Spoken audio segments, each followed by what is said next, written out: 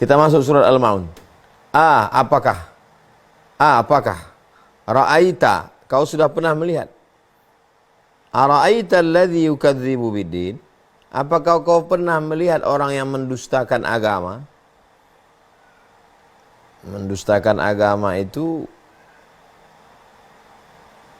orang yang tidak percaya hari kiamat, tidak percaya Allah mengirim rasul-rasul, tidak percaya bahwa Allah itu ada, tidak percaya bahwa alam semesta akan hancur, tidak percaya bahwa nanti kita akan hidup lagi, tidak percaya bahwa semua amal kita ini akan dihitung, yang baik, yang buruk dihisab. Ara'aita alladhi yukadzibu, mendustakan agama. Isi agamanya apa? Tauhid tentang Allah, malaikat, tentang kitab, tentang rasul, tentang hari kiamat, tentang takdir. Kata dia, tak ada agama ini. Agama ini omong kosong aja. Ini hanyalah ciptaan manusia. Ara'aita alladhi yukadzibu biddin? Tahukah kamu siapa itu yang mendustakan agama?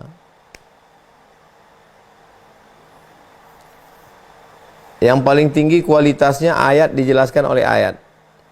Nomor 2, ayat dijelaskan oleh hadis Nabi. Nomor 3, ayat dijelaskan oleh pendapat sahabat Nabi. Nomor 4, ayat dijelaskan oleh tabi'in, murid-murid dari sahabat. Nah, ini ayat dijelaskan oleh ayat. Ara'aita alladhi yukadzibu biddin? Tahukah kamu siapa itu pendusta agama? Ayat yang kedua menjelaskan, fadzalikal ladzi yad'ul yatim. Itulah orang yang menghardi anak yatim. Asbabun nuzul, sebab kronologis turunnya ayat ini adalah salah satunya seorang bernama Abu Sufyan sebelum dia masuk Islam. Habis motong kambing, kambing dibakar, datang anak yatim minta. Dia hardi, pergi ke sana. Turunlah ayat ini. Ayat ini bercerita tentang itu. Ara'aita, tahukah kamu wahai Muhammad sallallahu alaihi wasallam, alladzi yukadzibu biddin, orang yang mendustakan agama? Fadzalikal ladzi yad'ul yatim. Itulah dia orang yang menghardi anak yatim. Menghardi anak yatim dengan kata-kata kasar. Pergi kamu sana, menghardi anak yatim. Tapi ada juga menghardi anak yatim, kata-katanya lembut, tidak bersuara, tapi dia langsung kasih kode kepada security-nya. Habisi anak yatim. Bisa. Menghardi anak yatim, anak fakir miskin, orang terlantar ditanggung oleh negara. Maka semua yang diberikan jabatan amanah mengurus negara, menyia-nyiakan anak yatim, berarti termasuk menghardi anak yatim. Mestinya anak yatim disediakan rusunawa khusus anak yatim. Tidak lagi ada anak-anak yatim yang menjual tisu di lampu merah. Negeri ini kaya, gemah ripah loh jenawi, tongkat dan batu jadi tanaman, untaian zat menurut katulistiwa, di atas minyak sawit, di bawah minyak termahal di dunia, black gold, emas hitam, batu bara, dan lain sebagainya, gas bumi, minyak. Fadzalikal ladzi yad'ul yatim. Siapa itu yatim? Man mata abuhu walam yablugh al-hulma. Meninggal bapaknya dan dia belum akil baligh. La yutma ba'dal ihtilam. Tidak lagi ada yatim kalau sudah mimpi. Jadi kalau sudah dia mimpi, umur 13 tahun laki-laki, umur 9 tahun perempuan, usia paling cepat menstruasi, dan kabarnya sekarang lebih cepat lagi karena faktor makanan, tontonan, kehidupan sosial. Banyak anak-anak dewasa belum waktunya. Maka kalau dia sudah akil baligh, dia tidak yatim lagi. Pendapat yang pertama, dia tidak yatim lagi. Pendapat yang kedua, riwayat dari Sayyidina Abdullah bin Abbas, dia tetap yatim sampai punya pekerjaan bisa memenuhi kebutuhan pokok hidupnya. Nah, itu. Jadi nanti kalau ada santunan anak yatim, berikut ini santunan anak yatim, tiba-tiba maju ke depan anak semester 3. Menurut pendapat yang pertama, dia tidak yatim lagi. Tapi jangan langsung komplain. Itu kan udah kuliah pak, dia udah akil balik, nggak yatim lagi. Mungkin dia pakai pendapat Abdullah bin Abbas. Memang betul dia udah kuliah, tapi dia kan belum dapat kerja. Masih kuliah S2, masih disubsidi, masih ditanggung. Nah, ini. Jadi agama Islam ini luas. Yatim artinya meninggal bapaknya. Fadzalika alladzi yad'ul yatim. Itulah orang-orang yang menghardik, mengusir, menghalau, membentak anak yatim. 3. Wala yahuddu ala ta'amil miskin. Tidak yahuddu, mendorong, tidak memotivasi untuk memberi makan orang miskin.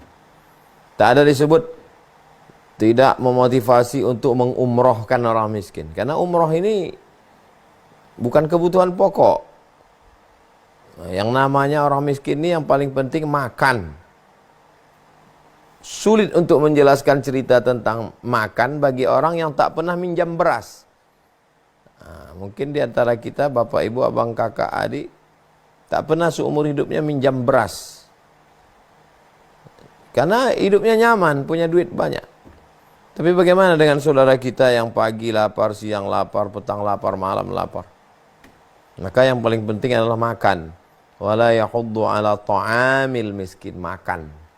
Kebutuhan pokok makan. Jadi kalau kita lihat ayat Al-Quran ini lebih spesifik lagi. Selama ini yang mendusta agama, mengejek-ejek agama, mengolok-olok agama. Sekarang ternyata ada yang lebih khusus lagi, pendusta agama adalah menghardik anak yatim, tidak ada motivasi untuk mengasih makan orang miskin. Apa beda fakir dengan miskin? Fakir tidak ada income sama sekali. Itu fakir. Tak ada pemasukan sama sekali. Itu fakir.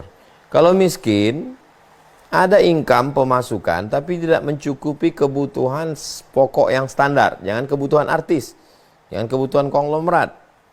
Nah, standar, tak sama standar antara saudara kita di Papua dengan di Riau. Tak sama antara di Riau dengan di Surabaya. Kata orang Riau ini tinggi, tapi ada yang lebih tinggi lagi di Jayapura, di Timika. Nah, karena faktor jarak, transportasi dan lain sebagainya. Maka berlaku namanya urf. Urf itu adalah tradisi daerah masing-masing. Jadi kalau standar belanja orang di satu kota 3 juta, lalu kemudian ada orang yang pendapatannya 1 juta, maka dia miskin. Karena dia punya income, pendapatan tak mencukupi kebutuhan. Kebutuhan pokok standar. Jangan terlalu tinggi, jangan terlalu rendah. Nah, itulah yang disebut dengan miskin. Jadi orang yang miskin bukan berarti orang, dia nggak miskin Pak Ustadz, dia punya rumah. Rumah itu kebutuhan pokok. Dia nggak miskin Pak Ustadz, dia punya motor. Motor itu kebutuhan pokok.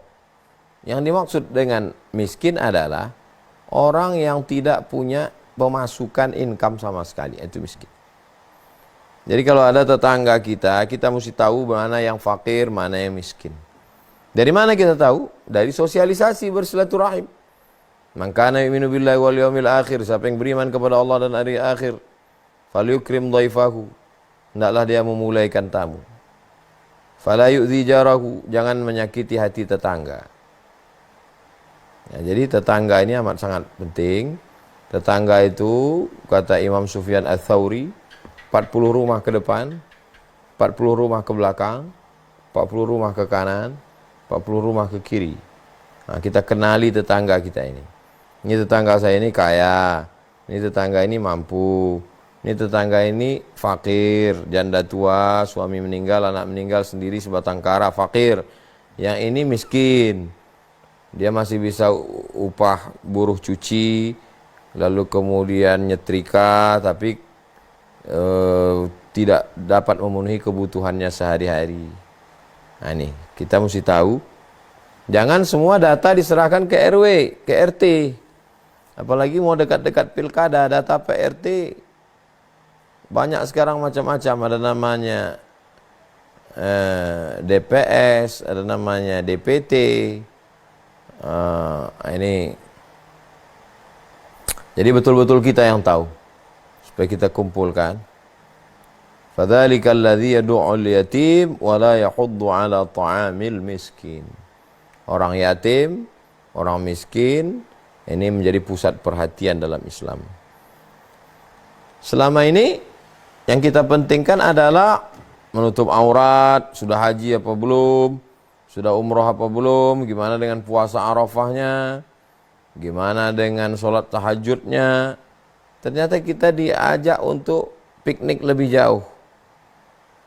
Standar keislaman yang selama ini kita, apakah pakai baju koko, pakai sarung, apakah udah pakai peci, itu standar umum. Ini standar yang baru adalah apakah kita peduli pada anak yatim, apakah kita peduli kepada makanan fakir miskin. Baru yang keempat, ayat keempat, fawailul lil musallin, celakalah orang yang sholat. Kalau yang sholat aja celaka, apalagi yang enggak sholat. Inna awwala ma yuhasabu bihil 'abdu yaumal qiyamah sholatuhu. Yang pertama kali dihisab, dihitung bagi seorang hamba ketika pada hari kiamat itu adalah sholatnya. Jadi yang pertama kali ditanya nanti adalah sholat. As-sholatu imaduddin, sholat itu tiangnya agama. Tapi tidak disebut sholat nomor satu. Tahukah kamu siapa pendusta agama? Itulah orang yang meninggalkan sholat. Tidak. Pendusta agama hablum minan nasnya dulu. Fadzalikal ladzi yad'ul yatim, menghardi anak yatim, wala yahuddu 'ala ta'amil miskin, tidak memotivasi untuk ngasih makan orang miskin. Bagaimana dengan sholatnya? Fawailul lil musallin, celakalah orang yang sholat. Orang sholat yang bagaimana yang celaka itu? Alladzina hum an salatihim sahun, orang-orang yang lalai terhadap sholatnya. Ada dua maknanya. Yang pertama, tak sholat sama sekali. Sholat subuh lalai, sholat zuhur lalai, sholat asar lalai, sholat maghrib lalai, sholat isya lalai, tidur, besok bangun, begitu lagi setahun, 2 tahun, 3 tahun. Lalai. Makna yang kedua, dia sholat. Tapi di dalam sholat itu dia lalai. Allahu Akbar, Allah, Allah, Allah, lalai. Nah, maka kita mau selamat dua-dua. Kita alhamdulillah sudah sholat, dan di dalam sholat itu kita tidak lalai. Allahu Akbar, Allahu Akbar kabira, walhamdulillah katsira, wa subhanallah. Wajjahtu wajhiya alladhi fatara as-samawati. Inna salati wa nusuki wa mahyaya wa mamati lahu la syarika lahu wa bidzalika umirtu wa ana minal muslimin. Terasa pikiran kita itu kadang udah mau agak-agak pergi, balikkan lagi dia. A'udzubillahi minasyaitonir rajim. Bismillahirrahmanirrahim. Alhamdulillah rabbil alamin. Ar-Rahmanir Rahim. Maliki yaumiddin. Iyyaka na'budu wa iyyaka nasta'in. Ihdinas siratal mustaqim. Siratal ladzina an'amta 'alaihim ghairil maghdubi 'alaihim waladdallin. Amin. Bismillahirrahmanirrahim. Ara'aital ladzi yukadzibu bid-din? Fadzalikal ladzi yad'ul yatim wa la yahuddu 'ala ta'amil miskin. Fawailul lil musallin alladzina hum 'an salatihim sahun. Alladzina hum yura'un wa yamna'una al-ma'un. Allahu Akbar. Subhana rabbiyal azim wa bihamdihi. Subhana rabbiyal azim wa bihamdihi. Subhana rabbiyal azim wa bihamdihi. Sami Allahu liman hamidah. Rabbana lakal hamdu minus samawati wa minal ardi wa minal ma syi'ta min syai'in ba'd. Jangan sampai lalai sama sekali. Bacaan enggak diingat, apa semua lalai, lupa. Rakaat pun, makanya salat yang betul-betul jaga salat. Fawailul lil musallin, celakalah orang yang salat, alladzina hum an salatihim sahun. Ayat yang ke-6, alladzina hum yura'un,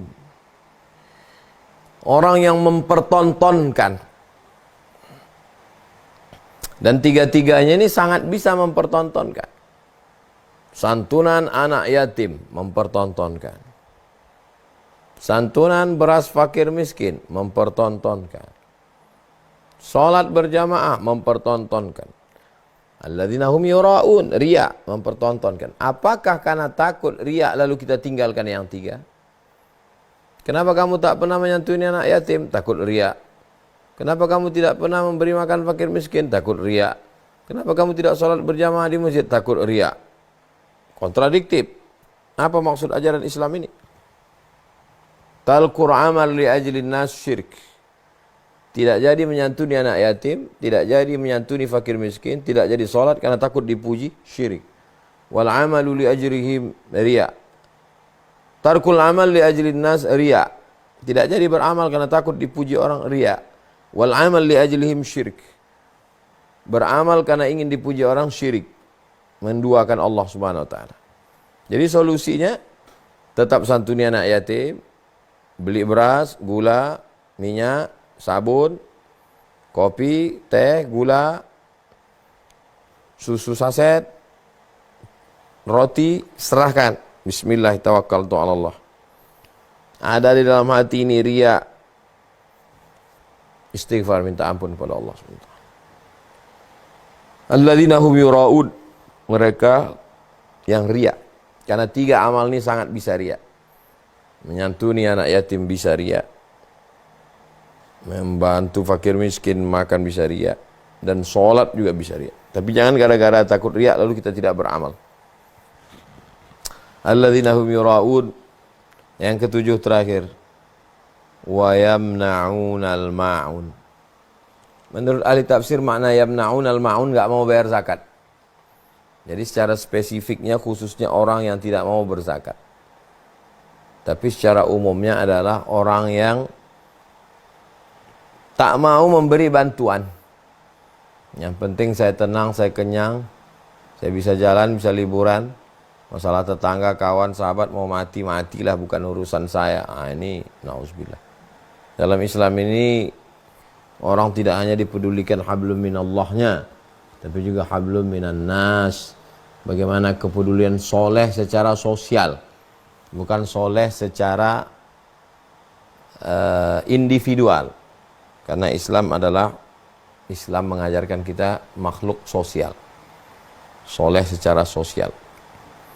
Jadi kalau kita lihat, sholat justru yang selama ini menjadi standar kesolehan, dijadikan malah di bawah. Yang standar nomor atas itu justru kesolehan sosial.